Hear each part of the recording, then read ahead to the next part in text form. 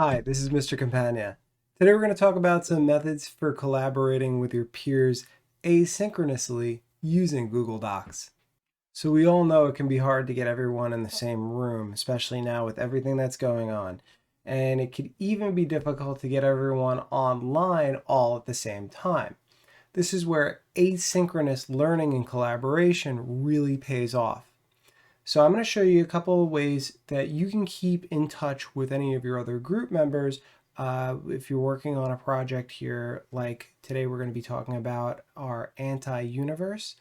So I'm going to leave out the scientific theory on that. That's up to you to find out. Today I just want to give you a couple of tips and tricks on how to make sure that your group can stay focused and on topic. So for this project, you have really two options here. You have option A, where you're going to read through a passage here.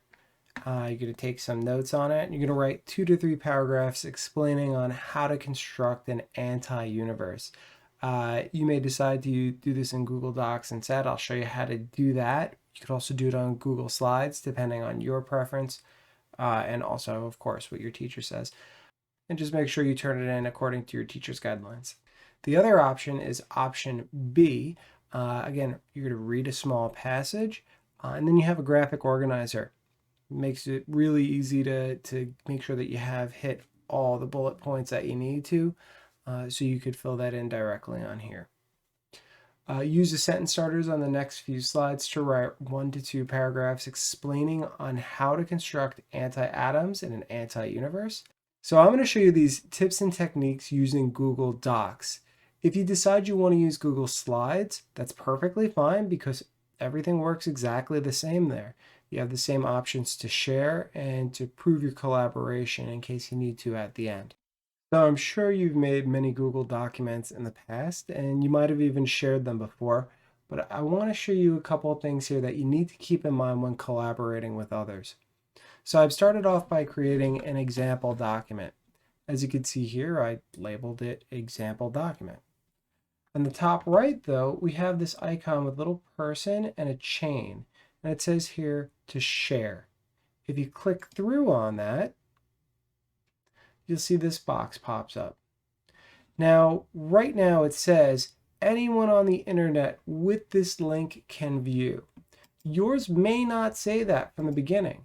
It might say restricted, or your high school, or it might even say New York City Department of Education. Depending on what group or what organization the person you're trying to share it with, you might want to adjust this. And if you're really not too concerned about security and you just want to share the document, selecting anyone with the link will ensure that anybody that has the link will be able to view, edit, or comment on this file. So let's click done. And we'll go back in here because we didn't actually share it with anyone. We just changed the view rights. So you could manually type someone's name in. And if you're in the same organization, their names will auto-populate. So I'm going to share it with myself. And here I'm going to use my DOE email. You can add a message. Maybe if you are leading the group and you have an idea about what you want this person to focus on, you could type that out in a quick message. And you want to make sure that you're selecting editor. By selecting editor, they'll have full rights to modify, edit, and change the document. And if they remove something that you wanted in there, you could have a conversation about it, and you could always revert to a previous version. So let's click send. You may get a warning here. So it says share outside of your organization. So here I've created a little bit of text that we can manipulate on here. So you're going to notice in the top right of the screen that you have a few options, whether it says editing, suggesting, or viewing. Viewing really limits your access. Basically, all you could do is take a look at it and print the document.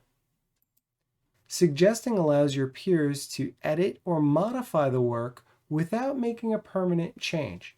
So for example, if I wanted to remove this section of text right here, all I need to do is highlight it and then hit delete. By doing that, my suggestion is to delete that piece of text. If you want to get somebody's input on this, you could type the @ symbol and then select the person that you're interested in, and then say whatever you want to say. Should we delete this? And then you hit reply. Now that person will be notified, and you'll notice this person was not in the group. I did not link this email address. So now that email will get a link to this document where they should be able to see and edit it. The other thing that you might notice is if you start typing, that the text is surrounded by those green bars. Again, you're not really typing in the document. What you're doing is creating a suggestion. Now, if I come over here and I click the check mark, or another one of our teammates comes in and clicks the check mark, that will move it from a suggestion to a permanent edit, and that will be down on the document. As you already know, good collaboration with your peers means that the product is going to come out faster and better. If you do want to type in the comment section, but you don't feel like there's anything that needs to be edited, you can go over to here and it shows you open comment history. And you can actually just open up and add a new comment by clicking the little text box with the plus sign in it.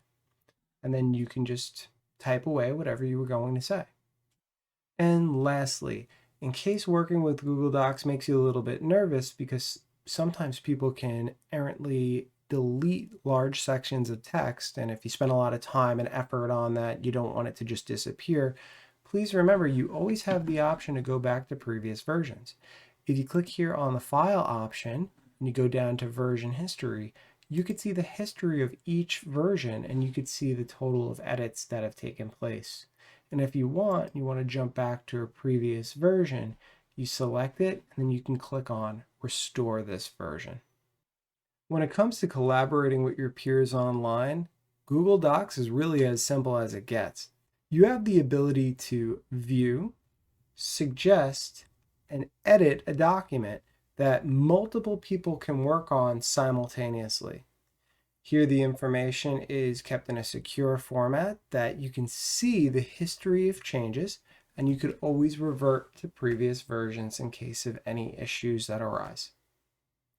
So I hope this was helpful. Thanks for watching.